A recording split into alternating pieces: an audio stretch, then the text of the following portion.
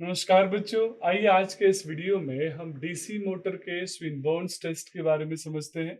या हम समझेंगे कि स्विनबर्न टेस्ट की जरूरत क्यों पड़ी और स्विनबर्न टेस्ट हम किस टाइप के डीसी मोटर के लिए यूज करते हैं।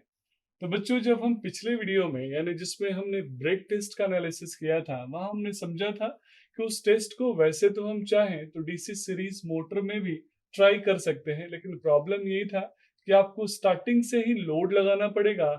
और साथ में अगर किसी वजह से अगर फेलियर होता है लोड का, चाहे वो पुली सिस्टम के डैमेज होने से हो या बेल्ट सिस्टम के टूटने से, तो वहाँ एक्सीडेंट होने के चांसेस बढ़ जाएंगे। तो जहां भी नो लोड कंडीशन होगा वहां हम डीसी सीरीज मोटर पे उस टेस्ट को परफॉर्म नहीं करेंगे। सेम बच्चों, जब हमें एफिशिएंसी की कैलकुलेशन करनी हो तो हमें लॉसेस चाहिए, और लॉसेस को कैलकुलेट करने के लिए हमारे पास दो ऑप्शंस हैं। या तो हम अपने मशीन को स्टार्टिंग में ही फुल लोड पे ऑपरेट करें, या फिर अपने मशीन को स्टार्टिंग में नो लोड पे और धीरे धीरे हम लोड को इंक्रीज करें। तो जब हम किसी मशीन पे नो लोड टेस्ट को परफॉर्म करते हैं, तो that test in case of DC motor is called Swinburne test. ध्यान दीजिएगा, कॉम्पिटिटिव एग्जाम में सबसे ज्यादा पूछा जाने वाला क्वेश्चन है कि स्विनबर्न टेस्ट हम लोडेड कंडीशन में अप्लाई करते हैं या फिर नो लोड पे। तो आप हमेशा बोल सकते हैं कि स्विनबर्न टेस्ट को हम हमेशा नो लोड में अप्लाई करते हैं। और साथ में दूसरे क्वेश्चन का भी जवाब यहीं से आएगा, क्योंकि हम इसको नो लोड पे अप्लाई करते हैं बच्चों, इसीलिए कभी भी ये डीसी सीरीज मोटर में एप्लीकेबल नहीं होगा।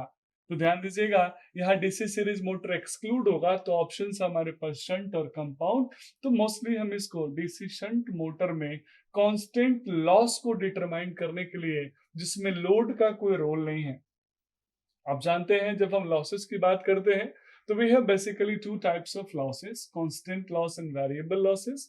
जब हम वेरिएबल लॉस की बात करेंगे तो we will talk about load variation, क्योंकि करंट को वैरी करने के लिए लोड को शिफ्ट करना पड़ेगा। लेकिन जब हम कांस्टेंट लॉस को डिटरमाइन करेंगे like eddy current loss and hysteresis loss, तो उस कंडीशन में मुझे लोड को वैरी नहीं करना पड़ेगा, लोड की जरूरत नहीं है। तो जब हमें कांस्टेंट लॉस को डिटरमाइन करना हो डीसी मोटर के अंदर, तो हम नोलो टेस्ट को परफॉर्म करेंगे, and that no load test is called Swinburne test. याद रखिएगा, इस सर्किट डायग्राम में आप बहुत आसानी से एनालाइज कर पाएंगे कि 2 मीटर का एप्लीकेशन क्यों है। 2 मीटर मैंने A1 A2 जो मेंशन किया है, आप नाम से समझ पा रहे होंगे कि A1 A2 एमीटर्स है। A1 A2 दो एमीटर्स हमने इसलिए लगाए हैं ताकि हम करंट की वैल्यू डिटरमाइन कर सके। अब कौन से करंट की वैल्यू, ये इंपॉर्टेंट है। हमने यहाँ लोड अगर कनेक्ट नहीं किया है बच्चों, तो उस कंडीशन में A1 के अंदर जो करंट फ्लो होगा, जो करंट मुझे मिलेगा, that current is called no load current, जिसको IL नॉट में मेंशन कर रहा हूँ। I means current, L means load, OL means no load current में मेंशन यहाँ कर रहा हूँ नोमेनक्लेचर में। A2 जो एमीटर है बच्चों, वो इस शंट फील्ड वाइंडिंग के सीरीज में कनेक्टेड है। तो स्वाभाविक है ये शंट फील्ड करंट को मेजर करेगा, दैट इज ISH। सिमिलरली बच्चों, जो IL नॉट है उसके दो कंपोनेंट बनेंगे।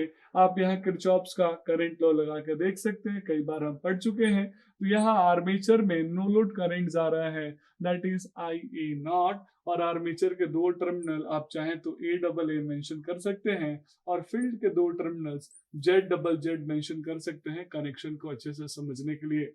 सप्लाई वोल्टेज आप कितना दे रहे हैं, क्योंकि जब आप कांस्टेंट लॉस को डिटरमाइन करेंगे बच्चों, तो उस कंडीशन में आप रेटेड वोल्टेज अप्लाई करेंगे।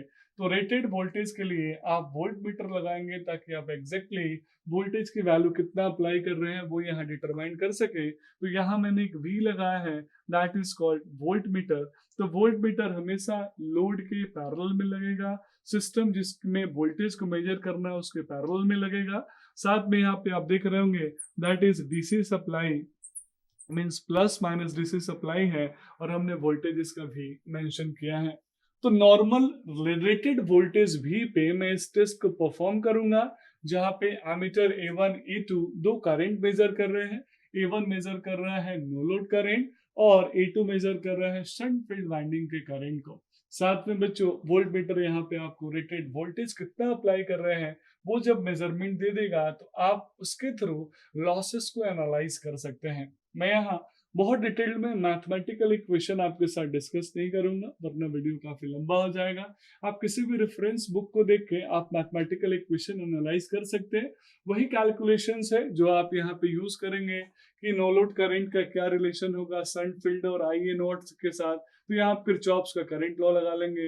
इनपुट पावर कितना होगा, तो इनपुट पावर के लिए वी और आई एल नॉट लगाएंगे, क्योंकि यहाँ लोड नहीं है बच्चों, तो आई एल नॉट का एक ही काम है, वो क्या है, जो लॉसेस हो रहे हैं उस कंडीशन में करंट की वैल्यू कितनी चाहिए उसको डिटरमाइन करना। तो आप सिंपल से मैथमेटिकल कैलकुलेशन से यहाँ पे एनालिसिस करके आप लॉसेस और एफिशिएंसी को कैलकुलेट कर सकते हैं। तो आइए हम समझते हैं कि इस स्विनबर्न टेस्ट यानी नो लोड टेस्ट में हम डीसी शंट मोटर के अंदर कौन कौन से लॉसेस डिटरमाइन करेंगे। तो सबसे पहला, जब हमने कांस्टेंट लॉस ही बोल दिया है तो चर्चा करने की जरूरत ही नहीं है, क्योंकि आप जानते हैं कि constant loss means iron loss और कोर लॉस। ये तो इलेक्ट्रिकल लॉसेस हो गए जो मैग्नेटिक सर्किट में डेवलप होंगे, चाहे वो एडी करंट हो या हिस्टैरिसीस लॉस के फॉर्म में हो।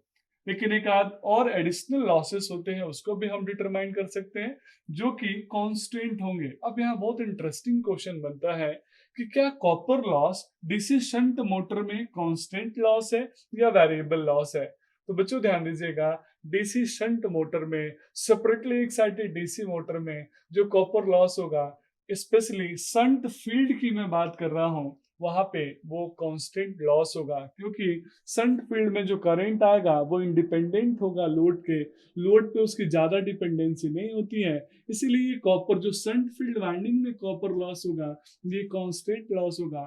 तो हम इस टेस्ट को यहाँ भी, इस टेस्ट में हम शंट फील्ड कॉपर लॉसेस को भी डिटरमाइन करेंगे। साथ में बच्चों विंडेज और फ्रिक्शन लॉसेस को भी यहाँ पे, बियरिंग और कम्यूटेटर के ड्रॉप्स को भी, यानी बियरिंग पे जो फ्रिक्शन लॉसेस हो रहे हैं, विंडेज लॉसेस हो रहे हैं एयर के द्वारा, कम्यूटेटर में जो ड्रॉप्स हो रहे हैं, वो सारे के सारे कांस्टेंट लॉस की कैटेगरी में आएंगे, जो कि ऑलरेडी लॉसेस में हम पढ़ चुके हैं। वो सारी चीजें डिटरमाइन कर लेंगे। और नो लोड कंडीशन में आप चाहें तो कॉपर लॉस भी कैलकुलेट कर सकते हैं, पर आप जानते हैं नो लोड कंडीशन में रेसिस्टेंस इतनी कम है, उस कंडीशन में नो लोड करंट की वैल्यू स्मॉलर है, तो आपका जो कॉपर लॉस होगा आर्मेचर में वो तो स्मॉलर होगा, तो आप उसको नेग्लेक्ट ही रखें, उसकी जरूरत यहाँ पे नहीं है। अब आइए बच्चों समझते हैं स्विनबर्न टेस्ट के क्या एडवांटेजेस है। स्विनबर्न टेस्ट का एडवांटेज ये है कि हम इफेक्टिवली, कन्वीनियंटली और इकोनॉमिकली आसानी से हम इस टेस्ट को परफॉर्म कर सकते हैं और अपने स्ट्रे और कांस्टेंट लॉसेस को डिटरमाइन कर सकते हैं। मींस जब आपको एफिशिएंसी कैलकुलेट करना हो डीसी शंट मोटर का, तो ये one of the most effective method है आपके कांस्टेंट लॉस को डिटरमाइन करने के लिए। एडवांटेजेस के साथ साथ कुछ लिमिटेशंस भी आएंगे, डिसएडवांटेजेस भी आएंगे। सबसे पहला, ये टेस्ट नो लोड पे परफॉर्म करते हैं, तो इसीलिए नो लोड पे आप टेम्परेचर राइज का इफेक्ट या फिर performance of commutator exactly determine नहीं कर सकते। आई होप आपने मेरे वर्ड को कैच किया होगा। जब लोड नहीं है तब करंट नहीं होगा, जब करंट नहीं होगा तो हीट नहीं बनेगा, तो हीट नहीं बनेगा तो टेम्परेचर राइज नहीं होगा, तो इंसुलेशन टेस्ट आप यहाँ नहीं कर सकते, टेम्परेचर राइज की वैल्यू आप डिटरमाइन नहीं कर सकते। तो इस कंडीशन में यह इफेक्ट आपको देखने को मिलेगा। साथ में इस टेस्ट को हम डीसी सीरीज मोटर में कभी नहीं करेंगे। आप भूल के भी इस टेस्ट को डीसी सीरीज मोटर पे नहीं करिएगा, वरना आपकी मशीन का नो लोड कंडीशन में बहुत ही ज्यादा डेंजरसली हाई स्पीड हो जाएगा और वो हजार्डियस कंडीशन डेवलप करेगा, मशीन को तो डैमेज करेगा, साथ साथ और भी नुकसान कर सकता है। तो कुछ एडवांटेजेस थे, कुछ डिसएडवांटेजेस थे, तो इनके साथ में हम कॉम्बिनेशन में बोल सकते हैं कि ओवरऑल जो स्विनबर्न टेस्ट है वो इफेक्टिव है और इकोनॉमिकल है। That's all about this video. Thank you so much.